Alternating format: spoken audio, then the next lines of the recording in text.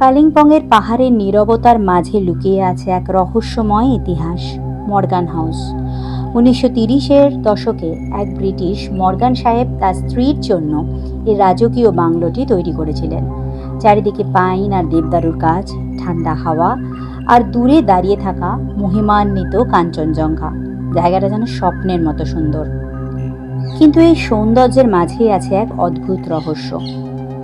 Mrs মর্গানের অসুস্থ হওয়ার পর দার্জিলিংয়ের কোনো এক হসপিটালে উনি মারা গিয়েছিলেন। স্থানীয়রা বলে রাত গভীর হলে করিডোরে নাকি শোনা যায় হালকা পায়ের শব্দ, কেউ যেন হাঁটছে। কেউ বলে সেই সাহেবের স্ত্রী আজও এই বাড়ি ছেড়ে যেতে পারেননি। তার ভীষণ প্রিয় ছিল এই বাড়িটি। আজ এটি একটি পর্যটন লজ, কিন্তু তার দেওয়ালের ভেতরে লুকিয়ে আছে অতীতের গল্প। আপনি যদি ইতিহাস আর রহস্য ভালোবাসেন, তাহলে মর্গান হাউস আপনার জন্য একদম পারফেক্ট জায়গা। চলুন আজ আমরা খুঁজে দেখি এই বাড়ির সত্যি কি কোনো অজানা গল্প আছে। Welcome to Wrong Route traveller.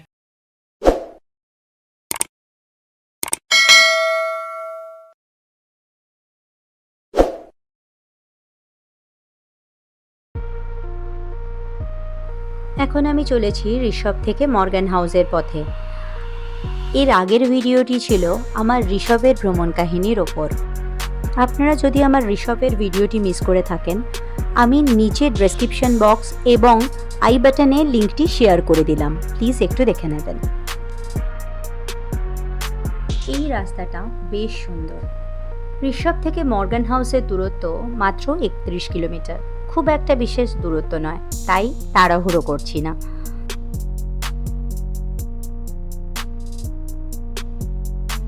রাস্তায় একটু চায়ের ব্রেক নেব বলে এক জায়গায় দাঁড়ালাম। এখানে বেশ সুন্দর মোমোও পাওয়া যায়। এখানে ভেজ ননভেজ দু রকম মোমোই পাওয়া যায়। আমরা ভেজিটেরিয়ান, তাই ভেজ মোমো আর লিকার চা খেলাম। মোমোটা কিন্তু বেশ টেস্টি।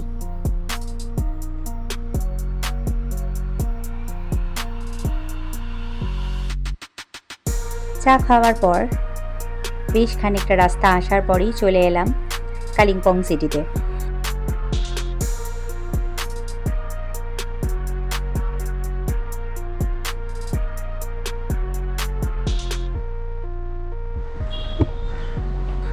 এখানে একটি ফেমাস নুডলসের দোকান থেকে পরিবার বন্ধু বান্ধবের জন্য নুডলস কেনার জন্য চলে এলাম।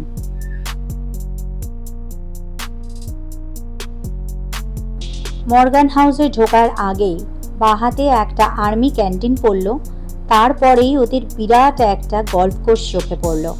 পরে আসবো এখানটাতে। যাই হোক, পৌঁছে গেলাম মর্গান হাউসে।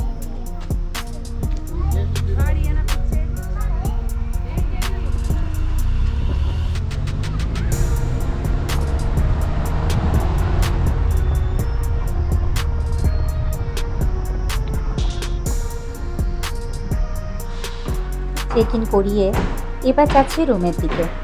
আমার খুব ইচ্ছে ছিল মিসেস মর্গান যেই ঘরটায় থাকতেন, মানে 101 নম্বর ঘরটাতে থাকতে, কিন্তু ওটা বুক ছিল আগে থেকেই। আমরা তার পাশের রুমটা পেয়ে গেলাম।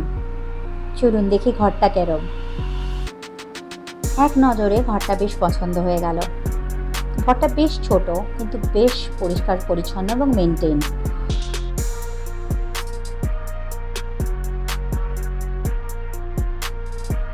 বাথরুমটাও বেশ বড় আর পরিষ্কার পরিচ্ছন্ন।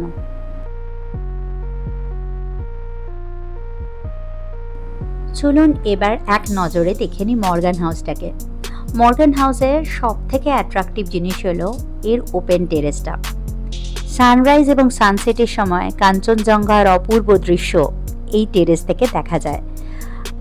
বর্ষার পরে এলে পুরো বাংলোটাই ক্রিপিং ফিক্স দিয়ে সাজানো থাকে।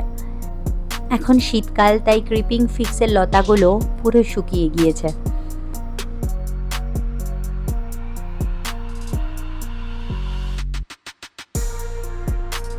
বাইরে থেকেও একবার ভালো করে দেখে নিই বাংলোটাকে।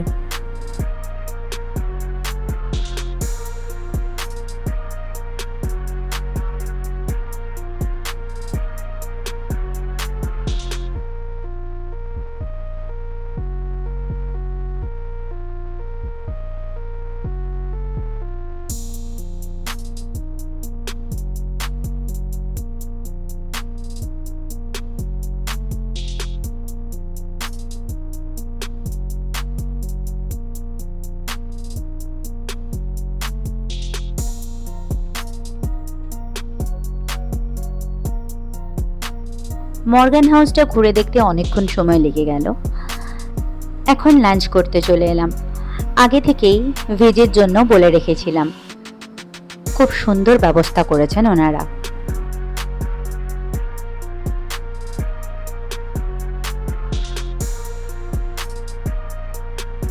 লাঞ্চের পর পুরো প্রপার্টিটা ঘুরে দেখার জন্য বেরিয়ে পড়লাম।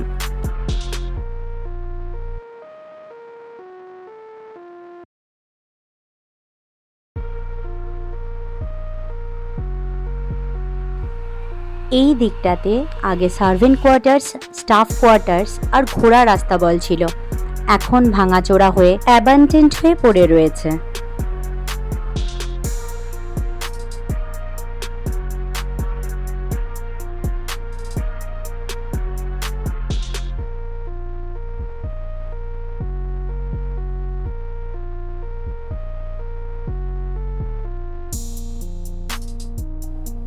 এবার যাচ্ছি একই বাউন্ডারিতে মর্গান কটেজেসগুলো দেখতে।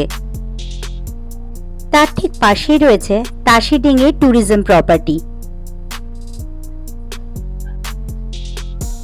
এই কটেজগুলো চারিদিকে ছড়ানো ছিটানো প্রকৃতির মধ্যে, বেশ সুন্দর। এই কটেজগুলোর ভাড়া ৩২০০ প্লাস জিএসটি।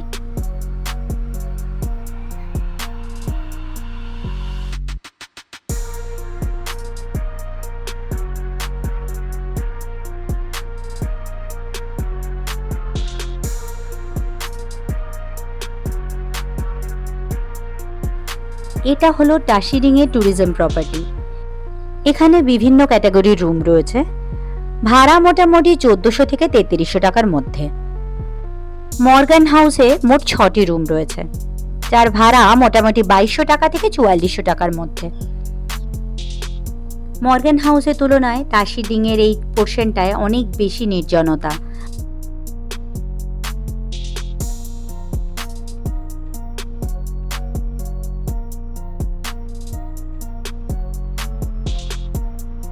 আর এর খোলা লনটা থেকে কাঞ্চনজঙ্ঘা আরো অনেক পরিষ্কারভাবে দেখা যায়। আর নির্জনতার জন্য এই জায়গায় বেশ কিছু পাখিও দেখতে পেলাম।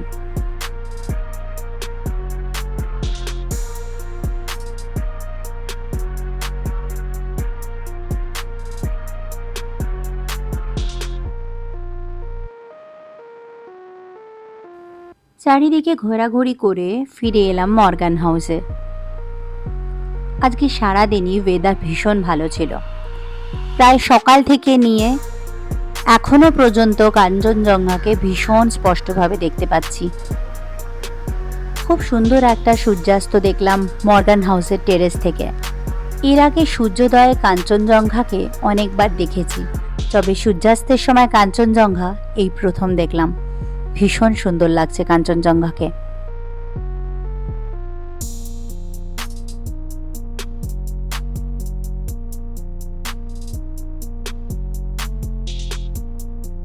খুব সুন্দর একটা সূর্যাস্ত দেখে ঘরে ফিরে এলাম আমাদের ভেগান চা খেতে।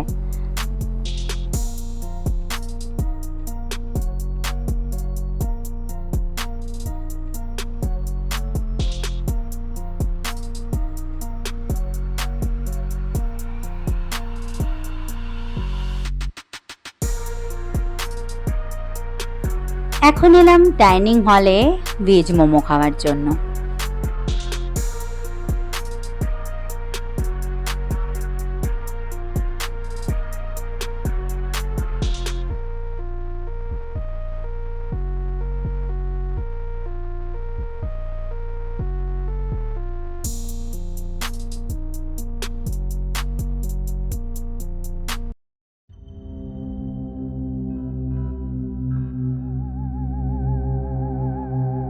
বিকেলে স্ন্যাক্সের পর একটু চারধারটা ঘুরতে বেরোলাম অন্ধকারে। যদি মিসেস মর্গান বা অন্য কোনো ভূতের দেখা পাই।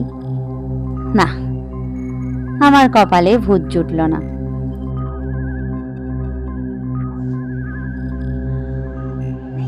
हेरिटेज प्रॉपर्टी सुन के भी लोग आते हैं कि इतने पुराना हेरिटेज बिल्डिंग वहां जाके रहने लगे, पर इसको बचाना भी तो जरूरी है ना।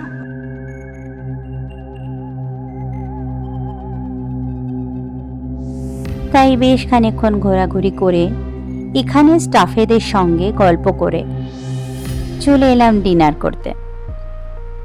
ভেজ ফ্রাইড রাইস আর ভেজ মাঞ্চুরিয়ান দিয়ে ফাটাফাটি একটা ডিনার করলাম। এনাদের রান্নাটা কিন্তু ভীষণ টেস্টি। বিকেলে এখানে বেশ কয়েকটি কুকুর দেখেছিলাম, কিন্তু এখানে আশপাশে কোনো বিস্কুটের দোকান পাইনি। তাই রাতের ডিনারের পর এক্সট্রা কিছু রুটি কিনে নিলাম এদের খাওয়ানোর জন্য। অনেকটা রাত হয়েছে, এখনই চলে যাব শুতে। দেখা হচ্ছে কাল সকালে। Good night.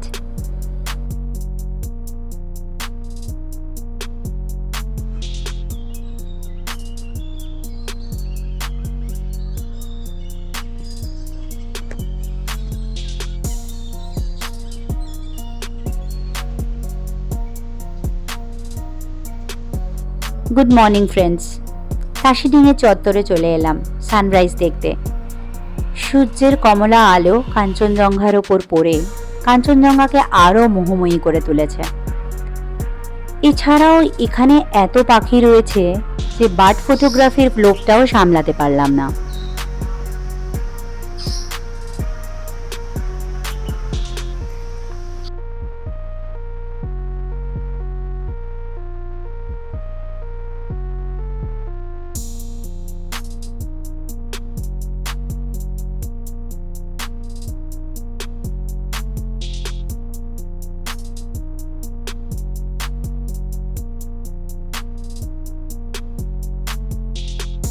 অনেকটা সময় তাসিডিঙে কাটিয়ে এবার চলে এলাম ব্রেকফাস্ট করতে।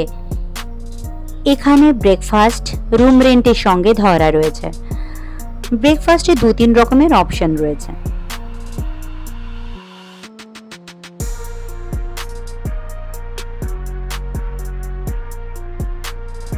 এবার মর্গান হাউসকে বিদায় জানিয়ে যাওয়ার পালা। আমাদের গাড়ি এসে গেছে। আজ শালুগোড়াতে হাট বসেছে, তাই প্রচণ্ড ভিড় হবে। আমাদের একটু তাড়াতাড়ি বেরিয়ে আসতে হলো, হাতে বেশ খানিকটা সময় আছে। তাই রাস্তায় সুন্দর এই নাম না জানা ফলসটা দেখে না দাঁড়িয়ে পারলাম না।